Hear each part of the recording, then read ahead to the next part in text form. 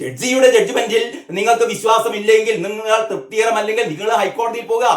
അവിടെയും തൃപ്തികരമല്ലെങ്കിൽ നിങ്ങൾ സുപ്രീം കോടതിയിൽ പോകുക. ഇന്നലെ വീണ്ടും ഭാഗ്യലക്ഷ്മി പറയുകയാണ് ഈ ചർച്ചയിൽ, ഹൈക്കോടതിയിൽ വെറുതെ ദിലീപിനെ വെറുതെ വിട്ട് കഴിഞ്ഞാൽ നമ്മൾ സുപ്രീം കോടതി പോകും, സുപ്രീം കോടതി വെറുതെ വിട്ട് കഴിഞ്ഞാൽ എന്നാലും ഞങ്ങൾ വിശ്വസിക്കില്ല. ഞങ്ങൾക്ക് ദിലീപ് ഇതെന്താണ്, ഇവരാണ് സൂപ്പർ കോടതി. അതിനേക്കാൾ വലിയൊരു രസം ഇന്നുണ്ടായതെന്ന് വെച്ചാൽ തിരുവനന്തപുരത്ത് നിന്ന് തൊട്ടിൽപ്പാലത്തേക്ക് പോകുന്ന ഒരു KSRTCയുടെ സൂപ്പർ ഫാസ്റ്റ് ബസ്സിലെ ദിലീപിന്റെ ഒരു പടം, ഈ പറക്കും തളിക എന്ന് പറയുന്നത് വർഷങ്ങൾക്ക് മുമ്പ് ദിലീപ് അഭിനയിച്ച് ഹിറ്റായ ഒരു സിനിമയാണ് പറക്കും തളിക. നിരവധി പ്രാവശ്യം നമ്മുടെ ചാനലുകളിലൊക്കെ വന്നതാണ്.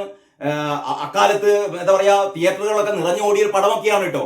ഈ പറക്കും തളിക എന്ന് പറയുന്ന സിനിമ പ്രദർശിപ്പിച്ചപ്പോ അക്കൂട്ടത്തിൽ നിന്ന് ഒരു ഫെമിനിസ്റ്റ് എഴുന്നേറ്റ് നിന്ന് പറയാണത്രേ, അത് ഓഫ് ചെയ്യണം, ആ സിനിമ കാണിക്കാൻ പാടില്ല. ഇതെന്താണ് അപ്പ? ദിലീപിന്റെ പറക്കും തളിക എന്ന് പറയുന്ന സിനിമ KSRTCയിലെ ഒരു ബസ്സിൽ പ്രദർശിപ്പിച്ചാൽ അത് നിർത്തണം എന്ന് പറയാൻ ഈ ഫെമിനിസ്റ്റിക്ക് എന്താണ് അധികാരം? അവർക്ക് ഇഷ്ടമല്ലെങ്കിൽ അവർ കാണണ്ടെന്നേ. ആ ബസ്സിലുള്ള 50 ആൾക്കാരും കാണണ്ടായിരുന്നു തീരുമാനിക്കാൻ ഇവരാര്? അല്ലെങ്കിൽ ദിലീപിനെ ആ രീതിയിലാണോ കോടതികൾ ഇയാൾ ഒരു കുറ്റവാളിയാണ്, ഇയാൾ ഒരു കൊടും കുറ്റവാളിയാണെന്ന് ഒരു കോടതിയും മുദ്രകുത്തിയില്ലല്ലോ. കോടതി ഇയാൾ നിരപരാധിയാണെന്ന് പറഞ്ഞതാണ്. നിരപരാധിയാണെന്ന് പറഞ്ഞ ഒരാളുടെ ഒരു സിനിമ, ആ സിനിമ കണ്ടപ്പോൾ ഈ സ്ത്രീ പറയാണത്രയാ, എന്നിട്ട് നിർത്തി ആകെ ബഹളമായി. ഈ സ്ത്രീ അനുകൂലിച്ചുകൊണ്ട് കുറെ ആൾക്കാര് ദിലീപാണ് ഇതിന്റെ എന്താ പറയാ, ഈ അതിജീവിതയെ ആക്രമിച്ചത് ദിലീപാണ്, ഗൂഢാലോചന നടത്തിയത് ദിലീപാണെന്നൊക്കെ പറഞ്ഞ് ഭയങ്കര വാദപ്രതിവാദം ബസ്സിൽ. അപ്പോൾ ദിലീപ് പക്ഷത്തുള്ള കുറെ ആൾക്കാരുണ്ടായിരുന്നു. പക്ഷെ ഈ ഫെമിനിസ്റ്റുകൾ പറഞ്ഞതിനനുസരിച്ച് ആ സിനിമ അവിടെ എന്താ പറയാ നിർത്തിവെച്ചു. ഇതൊക്കെയാണ് ഭീകരത എന്ന് പറയുന്നത്, ഇതൊക്കെയാണ് ഫാസിസം എന്ന് പറയുന്നത്. രാഹുൽ ഈശ്വർ കഴിഞ്ഞ 14 ദിവസമായി ജയിലിൽ കിടക്കുകയാണ് കേട്ടോ. രാഹുൽ ഈശ്വർ മെൻസ് കമ്മീഷൻ വേണം, പുരുഷ കമ്മീഷൻ വേണം എന്ന് പറയുന്നത് വെറുതെയല്ല. ഇത് സ്ത്രീകൾക്ക് മാത്രമേ ഇവിടെ ശബ്ദിക്കാൻ പാടുള്ളൂ, സ്ത്രീകൾക്ക് മാത്രമേ അഭിപ്രായം പറയാൻ പാടുള്ളൂ. ഇതൊക്കെ ഈ സിനിമ നിർത്തണം എന്ന് പറയുന്നത് ഇതിന്റെ തോന്നിയാസം ആലോചിച്ച് നോക്കുക. അപ്പൊ പിന്നെ ഈ ഫെമിനിസ്റ്റ് പറയും ചിലപ്പോ മുകേഷ് ഏട്ടന്റെ സിനിമ പ്രദർശിപ്പിക്കട്ടെ എന്ന്. മുകേഷ് ഏട്ടന്റെ സിനിമ ഇവർക്ക് കാണാം. മുകേഷ് ഏട്ടൻ ലൈംഗിക അപവാദ കേസിൽ പ്രതിയാണെങ്കിൽ അതൊന്നും അവർക്ക് പ്രശ്നമില്ല. മുകേഷ് ഏട്ടന്റെ സിനിമ കാണാം, മറ്റേ വേടന്റെ പാട്ടുകളുള്ള സിനിമ കാണാം. അതിനൊന്നും ഒരു പ്രശ്നവുമില്ല. മറ്റൊരുപാട് സിനിമാ നടന്മാർക്കെതിരെ ഒരുപാട് ലൈംഗിക ആരോപണങ്ങളൊക്കെ വന്നതല്ലേ. അവരൊക്കെ ഇപ്പോഴും സംശയ മുനയിലാണ് എന്ന് പറഞ്ഞാൽ ഒരു ജഡ്ജ്മെന്റ് വന്നിട്ടില്ല. സിദ്ദിഖിന്റെ ഒക്കെ കാര്യം, അങ്ങനെയുള്ള കുറെ നടന്മാർക്കെതിരെയുള്ള ലൈംഗിക ആരോപണങ്ങളൊക്കെ വന്നിട്ടുണ്ട്. അതൊന്നും അന്തിമമായ ഒരു കോടതി വിധി പറഞ്ഞിട്ടില്ല. പക്ഷെ ദിലീപിന്റെ കാര്യം അങ്ങനെയല്ല. ദിലീപ് എന്താ പറയാ, ഒരു തെളിവും ദിലീപിനെതിരെ ഇല്ല. ദിലീപ് കുറ്റവാളിയല്ല, ദിലീപ് ഒരു കുറ്റവും ചെയ്തിട്ടില്ല, നിരപരാധിയാണെന്ന് കോടതി പറഞ്ഞിട്ടും ഒരു KSRTC ബസ്സിൽ പുതിയ സിനിമയല്ലേ പറക്കും തളിക എന്ന് പറഞ്ഞ വർഷങ്ങൾക്ക് മുമ്പ് ഇറങ്ങിയ ഒരു ദിലീപിന്റെ സിനിമ കാണണ്ട എന്ന് ഈ ഫെമിനിസ്റ്റിക്ക് തീരുമാനിക്കാം. അവർക്ക് അവരുടെ വീട്ടിൽ നിന്ന് അവർക്ക് കാണണ്ടെന്ന് തീരുമാനിക്കാം. അവരൊരു KSRTC ബസ്സിൽ കയറിയിട്ട് ദിലീപിന്റെ സിനിമ കാണില്ല എന്ന് പറയുന്നവർക്ക് എന്താ അധികാരം? ആരാ ഇവർക്ക് അധികാരം കൊടുത്തത്? ഒരുപാട് അതിജീവിതകള് കോടതിയിൽ പോകാൻ പോലും നിവൃത്തിയില്ലാതെ വേടന്റെ ലൈംഗിക പീഡനമേറ്റ നിരവധി സ്ത്രീകൾ ഇവിടെയുണ്ട് കേട്ടോ. ആ വേടന് നിങ്ങൾക്ക് സംസ്ഥാന അവാർഡ് കൊടുക്കാം, ആ വേടനെ ആദരിക്കാം, ആ വേടൻ മഹാനാണ്. പക്ഷെ ദിലീപിനെ തൂക്കിക്കൊല്ലണം, എത്ര കാലമായി പറയാൻ തുടങ്ങിയിട്ട് നിർത്താറായിട്ടില്ല നിങ്ങൾക്ക്? ഈ ഭാഗ്യലക്ഷ്മിയോടാണ് ഞാൻ ചോദിക്കുന്നത്. നിങ്ങൾക്ക് അതിജീവിതയോട് സ്നേഹമുണ്ടാകാം, ഇഷ്ടമുണ്ടാകാം, ഒക്കെ ശരി തന്നെ. നിങ്ങൾ ചെയ്യേണ്ടത് നിങ്ങൾ കോടതിയിൽ പോയി വാദിക്കൂ, നിങ്ങൾ ഹൈക്കോടതിയിൽ പോയി വാദിക്കൂ. ഇന്ന് അതിൻ്റെ അടുത്ത് ഈ മഞ്ജു വാര്യരുടെയും ഈ അതിജീവിതയുടെയും രണ്ട് സമൂഹ മാധ്യമങ്ങളിൽ ഇവർ രണ്ടുപേരും ഇന്ന് പ്രതികരിച്ചിട്ടുണ്ട് കേട്ടോ. അതാണ് ഏറ്റവും വലിയ മറ്റൊരു കാര്യം.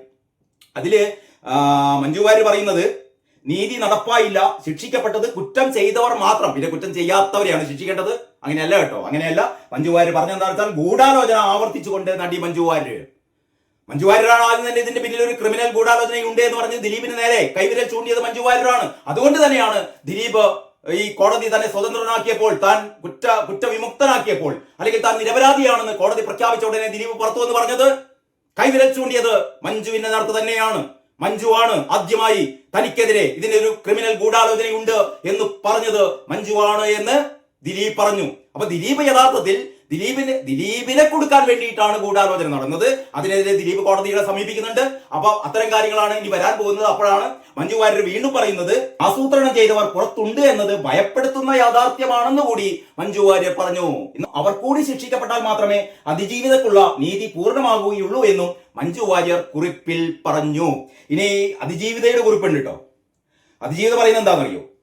നടിയെ ആക്രമിച്ച കേസിൽ വിചാരണ കോടതിയെ രൂക്ഷമായി വിമർശിച്ച് അതിജീവിത. നിയമത്തിന് മുന്നിൽ എല്ലാവരും തുല്യരല്ല എന്നാണ് അതിജീവിത പറയുന്നത്. അതിജീവിതയുടെ ഒരു അനുഭവം വെച്ച് അതിജീവിത പറയുകയാണ്, നിയമത്തിന് മുന്നിൽ എല്ലാവരും തുല്യരല്ല. ഈ കാര്യം പറഞ്ഞപ്പോഴാണ് ശ്രീജിത്ത് പെരുമന പറഞ്ഞത്, ഈ അതിജീവിതത്തെ പ്രത്യേക അവരുടെ ഒരു പ്രത്യേക സെലിബ്രിറ്റി സ്റ്റാറ്റസ് ഒക്കെ ഉപയോഗിച്ചുകൊണ്ട് അവർക്ക് ഇത്രയെങ്കിലും നീതി കിട്ടിയല്ലോ. അവരുടെ കേസ് ഈ ആറു പേർക്ക് ശിക്ഷ വിധിച്ചു.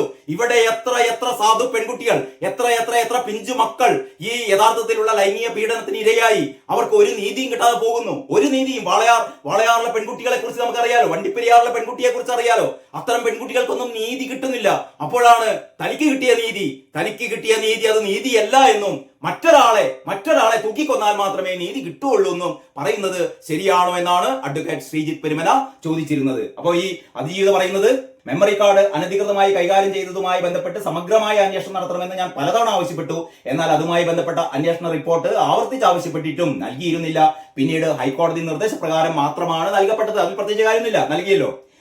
ഞാനൊരു ന്യായമായ വിചാരണക്കായി ജഡ്ജിനെ മാറ്റണമെന്ന ഹർജിയുമായി ഫൈറ്റ് ചെയ്യുമ്പോൾ പ്രതിഭാഗം ഇതേ ജഡ്ജി തന്നെ ഈ കേസ് തുടർന്നും പരിഗണിക്കണം എന്ന ആവശ്യവുമായി ഹർജിയിൽ കക്ഷി ചേർന്നു. ഇത് എന്റെ സംശയങ്ങൾക്ക് ബലം നൽകുന്നതായിരുന്നു. അതിജീവിത പറയുന്നു, ഈ കേസ് മറ്റൊരു കോടതിയിലേക്ക് മാറ്റണം. പ്രതി പറഞ്ഞു, വേണ്ട, ഈ കോടതി തന്നെ മതി എന്ന് പറഞ്ഞു. ഇതിലെന്തപ്പം പ്രത്യേകിച്ച് ഒരു തകരാറ് എനിക്ക് മനസ്സിലാകുന്നില്ല. അപ്പൊ ഇവരുടെയൊക്കെ അജണ്ട എന്ന് പറഞ്ഞാൽ ദിലീപിനെ തൂക്കിലേറ്റണം. വീണ്ടും ദൃശ്യമാധ്യമങ്ങളിലൂടെ ഒരു സംഘം ഫെമിനിസ്റ്റുകള്, ഒരു സംഘം ഈ അതിജീവിതക്കൊപ്പമാണ് എന്ന് വരുത്തി തീർക്കുന്ന ഭാഗ്യലക്ഷ്മിയെ പോലുള്ള ചില ആൾക്കാർ. ഇവരുടെയൊക്കെ താല്പര്യം എന്താണെന്ന് എനിക്കറിയില്ല. പക്ഷേ ഈ ചാനലുകൾ എന്തിനു വേണ്ടിയിട്ടാണ്? ഇന്നത്തെ മാതൃഭൂമി ചർച്ചയിലൊക്കെ മാധു വളരെ മിടുക്കിയായ ഒരു ജേർണലിസ്റ്റ് ആണ്, അവതാരകയാണ്. ഇത്തരത്തിലുള്ള ഡിബേറ്റ് ഒക്കെ നന്നായി നടത്താൻ പ്രാഗൽഭ്യമുള്ള മാധ്യമ പ്രവർത്തകയാണ്. പക്ഷേ ഒരു മാന്യത വേണം. നമ്മൾ ചർച്ച നടത്തുമ്പോൾ ശ്രീജിത്ത് പെരുമനയെ ഒന്നും സംസാരിക്കാൻ വിടുന്നില്ല. താൻ പറയുന്നത് മാത്രമാണ് ശരി, ഞാൻ പറയുന്നത് മാത്രമാണ് ശരി, അത് കേട്ടാ മതി. അങ്ങനെയാണെങ്കിൽ ഇതെന്ത് ചർച്ചയപ്പാ? അബ്ജോദ് വർഗീസ് ഇതേപോലെ തന്നെയായിരുന്നു ഏഷ്യാനെറ്റിലെ ചർച്ച നടത്തിയത്. ശ്രീജിത്ത് പണിക്കർ പക്ഷെ പൊളിച്ച് കൈ കൊടുത്തു. മറ്റേ ഒരു അഭിഭാഷകൻ പറഞ്ഞു, മറ്റൊരു ആ പാനലിൽപ്പെട്ട മറ്റൊരു അഭിഭാഷകൻ പറയാണ്, ഈ വിധിപ്പകർപ്പ് ഇതുവരെ കിട്ടിയിട്ടില്ല എന്ന്. ശ്രീജിത്ത് പെരുമന പറഞ്ഞു, വിധിപ്പകർപ്പ് എന്റെ കയ്യിലുണ്ട്, എല്ലാവരുടെ കയ്യിലുണ്ട്, എല്ലാവർക്കും അവൈലബിൾ ആണ്. അപ്പൊ അതിനിടക്ക് ഈ പറഞ്ഞ അഭിഭാഷകനെ സപ്പോർട്ട് ചെയ്തുകൊണ്ട് അബ്ജോദ് വർഗീസ് പറഞ്ഞു, അത് ശരിയാണെന്ന് പറഞ്ഞപ്പം ശ്രീജിത്ത് പെരുമന പറഞ്ഞു, അബ്ജോദ് വെറുതെ ഈ അഭിഭാഷകനെ വക്കാലത്ത് എടുക്കണ്ട, കാരണം ഇതെല്ലാവർക്കും കിട്ടി എന്നുള്ളത് അബ്ജോദിനും അറിയാം എന്ന് പറഞ്ഞാൽ മനഃപൂർവ്വം മനഃപൂർവ്വം ഈ ചാനലിലുള്ള ആൾക്കാർ അവരൊരു ഒരു അജണ്ട സെറ്റ് ചെയ്തിട്ടുണ്ട്. ആ അജണ്ട എന്ന് പറഞ്ഞാൽ ഇനിയുള്ള ദിവസങ്ങള് പ്രേക്ഷകരെ കിട്ടാൻ വേണ്ടിയിട്ട് വീണ്ടും ചർച്ച കൊഴിപ്പിക്കുകയാണ് എന്ന് പറഞ്ഞാൽ ചാനലുകളിൽ വീണ്ടും ഈ ഒരു വിചാരണ ഇവർ പുനരവതരിപ്പിക്കുകയാണ് എന്ന് പറഞ്ഞാൽ ഇതിന്റെ ലക്ഷ്യം എന്താണ്? ദിലീപിനെ തൂക്കിലേറ്റണം. കോടതി എന്തെങ്കിലും പറയട്ടെ എന്നാണ് ഇവർ പറയുന്നത്. അങ്ങനെ പറഞ്ഞാൽ മതിയോ? കോടതി എന്തെങ്കിലും പറയട്ടെ എന്ന് പറഞ്ഞാൽ എങ്ങനെയാ ശരിയാവുക? അങ്ങനെയാണെങ്കിൽ ഇവരാണ് തീരുമാനിച്ച പോലെ നമ്മുടെ നാട്ടിലെ കോടതികളൊക്കെ അടച്ചുപൂട്ടട്ടെ.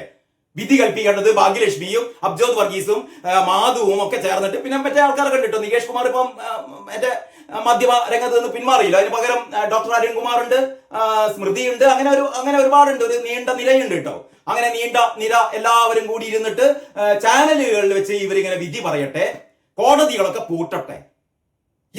ഇതാണ് ഇവരുടെ ഒരു അജണ്ട എന്ന് പറയുന്നത്. ഇത് അത്യന്തം അപകടകരമാണ് എന്ന് ഓർമ്മിപ്പിച്ചുകൊണ്ട് ഈ വീഡിയോ ഞാനിവിടെ അവസാനിപ്പിക്കുകയാണ്. ആ KSRTC ബസ്സിലെ ഈ പറക്കും തളിയ വെക്കരുത്, അത് കാണിക്കരുത് എന്നൊക്കെ പറഞ്ഞ ആ ഫെമിനിറ്റിയോട് ഒരിക്കൽ ഒരു വാക്കുകൂടി പറയട്ടെ. നിങ്ങൾക്ക് കാണാൻ പറ്റിയില്ലെങ്കിൽ നിങ്ങൾ കാണണ്ട. പക്ഷേ ഒരു ബസ്സിൽ യാത്ര ചെയ്യുമ്പോൾ നിങ്ങളുടെ അഭിപ്രായങ്ങൾ, നിങ്ങളുടെ ആഗ്രഹങ്ങൾ ആ ബസ്സിലുള്ള മൊത്തം ആൾക്കാരും അതിനനുസരിച്ച് നിൽക്കണം എന്ന് പറയുന്നത് അതിന്റെ പേരാണ് തോന്നിവാസം, അതിന്റെ പേരാണ് ഫാസിസം. വേണ്ട. എല്ലാവർക്കും നമസ്കാരം. വാർത്താ വിശേഷങ്ങളുടെ പുതിയൊരു എപ്പിസോഡിലേക്ക് സ്വാഗതം. നടി ആക്രമിക്കപ്പെട്ട അല്ലെങ്കിൽ നടി ബലാത്സംഗം ചെയ്യപ്പെട്ട കേസ് ഇപ്പോഴും നമ്മുടെ ചാനൽ മുറികളിൽ വാദപ്രതിവാദങ്ങൾ, ചർച്ചകൾ ഒക്കെ കൊഴുക്കുകയാണ്. പ്രശ്നമൊന്നുമില്ല, നമുക്ക് ഇത്തരം കോടതി വിധികളൊക്കെ ചർച്ച ചെയ്യാം. അതിൽ പ്രത്യേകിച്ച് ഒരു തകരാറുമില്ല. പക്ഷേ ചാനൽ മുറികളിൽ ഇപ്പം നടന്നു വരുന്നത് എന്താണെന്ന് വെച്ചാൽ വിചാരണയാണ്. വിചാരണ കോടതി വെറുതെ വിട്ട ദിലീപിനെ പേരെടുത്ത് പറഞ്ഞിട്ടില്ല എങ്കിൽ കൂടി, അതായത് ചാനൽ അവതാരകര് പലരും, ഇന്ന് ഞാൻ കണ്ട 2 ചാനൽ ചർച്ചകൾ എന്ന് പറഞ്ഞാൽ, ഒന്ന് മാതൃഭൂമി ന്യൂസിൽ മാധു നയിച്ച ചർച്ചയാണ്, ഏഷ്യാനെറ്റും മാതൃഭൂമി ചാനലുമാണ്. ഈ 2 ചർച്ചകളുടെ പ്രത്യേകത എന്ന് പറഞ്ഞാൽ, ഇത് നടത്തുന്ന അവതാരകര് ഒരു മുൻവിധിയോടുകൂടി, അതായത് ദിലീപാണ്, അതായത് സെഷൻസ് കോടതി വെറുതെ വിട്ട ദിലീപാണ് ഇതിന്റെയൊക്കെ പിന്നിൽ, ദിലീപ് തന്നെയാണ് ഗൂഢാലോചന നടത്തിയത്, ദിലീപ് തന്നെയാണ് ഈ കൊട്ടേഷൻ കൊടുത്തത് എന്നുള്ള രീതിയിലാണ് ഇവർ ഈ ചർച്ച നടത്തുന്നത്.